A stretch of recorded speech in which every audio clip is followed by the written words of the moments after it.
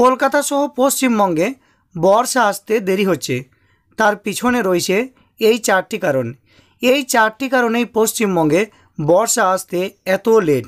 তো বন্ধুরা, পশ্চিমবঙ্গে কেন বর্ষা আসছে না, ঠিক কী চারটি কারণ রয়েছে, বা পশ্চিমবঙ্গে কবে নাগাদ ঠিক বর্ষা ঢুকবে, তো বন্ধুরা আপনি যদি সেই বিষয়ে বিস্তারিত তথ্য জানতে চান তাহলে অবশ্যই ভিডিওটি শেষ পর্যন্ত দেখবেন। তো এখানে বর্ষা আসতে দেরি হচ্ছে তার প্রধান চারটি কারণ নিয়ে একটি খবর প্রকাশ হচ্ছে। আর সেখানে বলা হচ্ছে যে কলকাতা সহ দক্ষিণবঙ্গের জেলাগুলি ঢুকছে একদম গরমে। তাপমাত্রা রয়েছে প্রায় 37 থেকে 38 ডিগ্রি মতো, কিন্তু সেটা হলেও রিয়েল ফিল মনে হচ্ছে যে একদম 56-57 ডিগ্রি মতো। মানুষ চাতক পাখির মতো আকাশের দিকে তাকিয়ে বসে আছে, কবে বর্ষা আসবে। উত্তরবঙ্গে আপনারা জানেন যে উত্তরবঙ্গে নির্ধারিত সময়ের 4 থেকে 5 দিন আগেই বর্ষা ঢুকে গেছে, কিন্তু এখনও পর্যন্ত দক্ষিণবঙ্গের মানুষ বর্ষার জন্য একদম বসে আছেন আকাশের দিকে তাকিয়ে। এই বর্ষা আসার জন্য প্রথমত চারটি কারণ রয়েছে। এই চারটি কারণেই দেরি হচ্ছে বর্ষা। প্রথমত 1 নম্বর কারণ দেখুন, এখানে বলা হচ্ছে যে প্রথমত বর্ষা ঘোষণা করতে হলে সব জায়গায় বৃষ্টি হওয়ার প্রয়োজন নেই।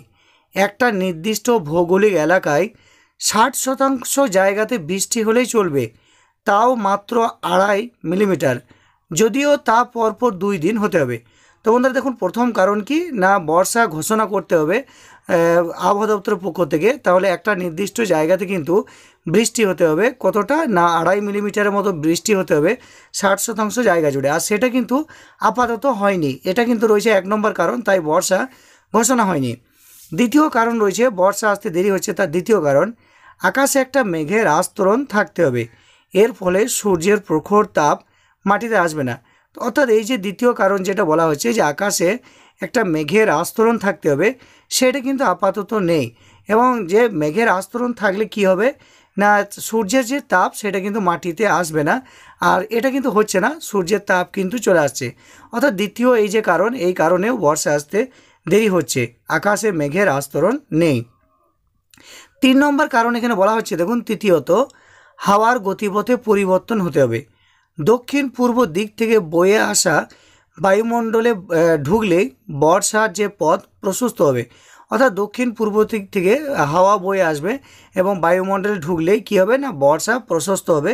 কিন্তু সেটা এখনও পর্যন্ত হয়নি, বা এখনও হাওয়ার যে গতিপথ সেটা কিন্তু অনুকূল হয়নি। অর্থাৎ এই যে 3 নম্বর কারণ, এটাও দেখুন অনুকূল নেই, তার জন্য কিন্তু বর্ষা আসতে যে একটু দেরি হচ্ছে। 4 নম্বর কারণ কি বলছে, যে তাপমাত্রা কম থাকলেও চূড়ান্ত ঘাম এবং প্রবল অস্বস্তি, এটা বর্ষাকালের অন্যতম বৈশিষ্ট্য। অর্থাৎ এই যে 4টে যে কারণ বললাম বা 4টে যে দিক বললাম, এই 4টে দিক যতক্ষণ পরিপূর্ণ না হবে ততক্ষণ কিন্তু বর্ষা আসবে না, তার জন্য বর্ষা আসতে দেরি হচ্ছে। এবার বলা হচ্ছে দেখুন, যে আশা করা যায় যে মঙ্গলবার কিংবা বুধবার নাগাদ সব শর্ত পূরণ হওয়া শুরু হবে। অর্থাৎ উপরে যে এই যে 4টে শর্তর কথা বলা হলো, প্রথম শর্ত, এরপর আপনাকে দ্বিতীয়, তৃতীয়, চতুর্থ, এই যে শর্তগুলোর কথা বলা হলো, এই শর্তগুলো কবে পূরণ হবে না, এখানে বলা হচ্ছে যে মঙ্গলবার বুধবার নাগাদ এই 4টে শর্ত পূরণ হওয়া শুরু হবে। তারপরে বর্ষার আগমনের কথা ঘোষণা হয়ে যাবে। অর্থাৎ এই 4টে শর্ত যদি আগামী 2 দিনের মধ্যে পূরণ হয়ে যায়, তাহলে আবহাওয়া দপ্তর থেকে বর্ষার যে ঘোষণা সেটা কিন্তু করে দেবে। এবং এখানে আরও বলছে যে আরও 2-3 দিন এই যে অসহ্য গরম সেটা কিন্তু থাকবে দক্ষিণবঙ্গের জেলাগুলিতে। নিচে বলা হচ্ছে যে 10 মের পর অর্থাৎ সোমবারের পর থেকেই হাওয়ার গতিপথের পরিবর্তন হবে। অর্থাৎ আগামীকাল থেকেই গতিপথের একটা পরিবর্তন হয়ে যাবে এবং বর্ষার যে অনুকূল পরিস্থিতি বা পরিবেশ সেটা কিন্তু আগামীকাল থেকেই শুরু হতে পারে। এখানে আরও বলা হচ্ছে যে পশ্চিমা হাওয়াকে সরিয়ে ধীরে ধীরে দক্ষিণ পূর্ব দিক থেকে হাওয়া দক্ষিণবঙ্গের বায়ুমণ্ডলে প্রবেশ করবে, বাড়বে বৃষ্টির আনাগোনা। অর্থাৎ আগামীকালকের পর থেকে আবহাওয়ার একটা কিছুটা হলেও পরিবর্তন হবে। 4টে শর্ত আগামীকাল থেকে পূরণ হতে শুরু করবে, তারপরে কিন্তু বর্ষা ঢুকে যাবে। এখানে বলা হয়েছে তারপরে দক্ষিণবঙ্গে প্রবেশ করবে বর্ষা।